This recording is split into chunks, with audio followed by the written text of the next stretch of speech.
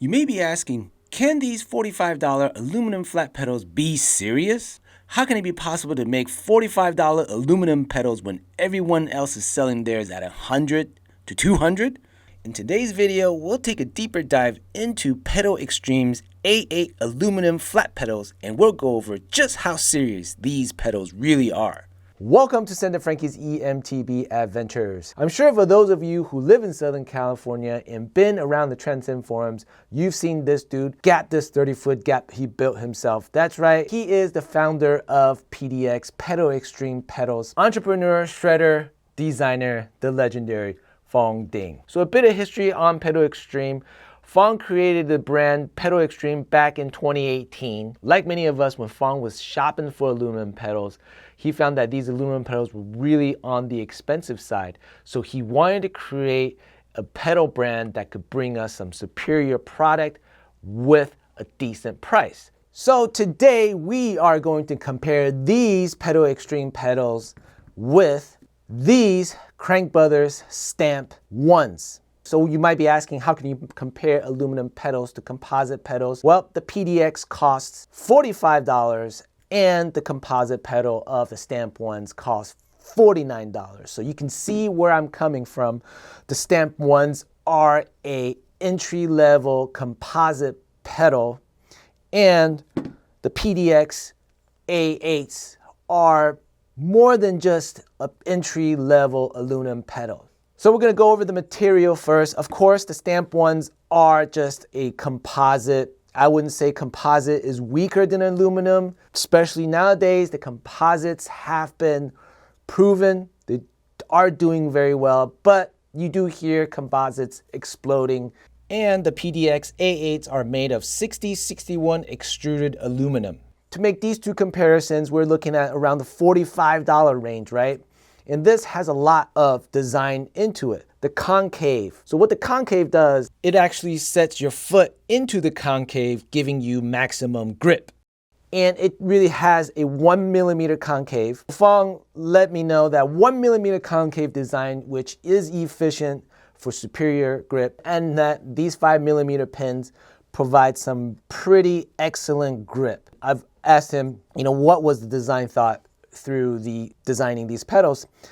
It was just trying to keep things simple. A lot of stuff gets really complicated really fast, and a lot of design are over-designed. So keeping things simple is something I like a lot. We compared the PDX with the 1mm concave to the Stamps. The Stamps have zero concave. So, in terms of the pricing for entry-level pedals, I think the PDX is way better. Same price, you get a little bit more design, and you get this really cool looking aluminum. I don't know if you guys can tell. On these pedals, you see where you can actually screw out the spindle. So that entire surface has been really just destroyed by the rocks. And you can't really get into the spindle anymore, because I don't know if I can unscrew that cap. If you look at the PDX pedals, you can see that to get into the spindle, you're all the way in. So really to damage that section is kind of, it's not going to be that easy to damage or get into that spindle area, which is pretty cool. We're looking at 8 pins within the PDX pedals, and you got 1 pin in the middle. The Stamp 1s have 9 pins, just 1 extra more than the PDXs. It also has that pin in the middle, but if you take a look at these pins, they're not nearly as burly as these. Look at that. They really comes out.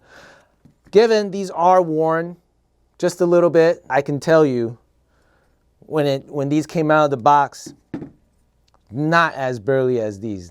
These pins aren't sticking out. So it sticks a lot more. PDX A8s are 112 by 110. And if we take a look at the Stamp 1s, these are 111 by 114. Very similar in size. And I asked Phong if there was some thought to put into it, and Phong replied that we wanted to make something that's right down the middle, right? Not too big, not too small, simple, straight down the middle. So the PDX are just a regular 3-bearing system with regular sealed bearings and nothing really fancy there.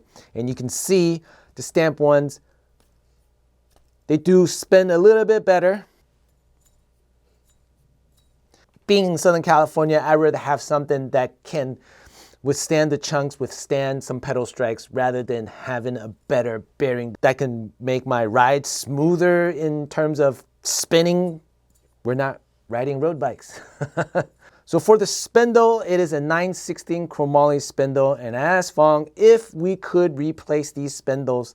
If anything goes wrong with the spindle, it is just cheaper to just get another one, and I actually do agree. So to be able to service this, I'm pretty sure these follow a very basic design in taking out the spindle so you can actually service them yourself. So there is a 1-year warranty on these PDX A8s, and there is a 5-year warranty on the stamp ones, and I believe both warranties are warranties against manufacturing defect, and they do not warranty against wear and tear. Pedals are wear and tear items because you can strike rocks multiple times. For now, you can only purchase the PDXs on Amazon, and I have an affiliate link for you guys below for all you guys that are interested. So it comes in 5 colors: oil slick, black, blue, silver, and purple. So I took these out during my race 2 weeks ago, and I have to say these held up really well. I really do recommend it.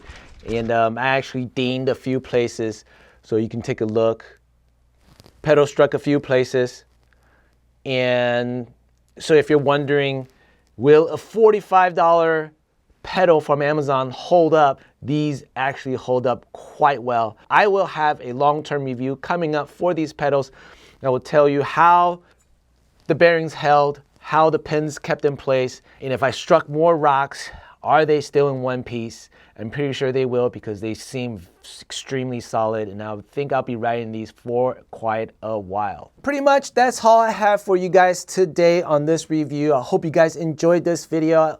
If this video helped you out in your eMTB adventure, hit that like, hit that subscribe, and we'll see you guys next week. Peace.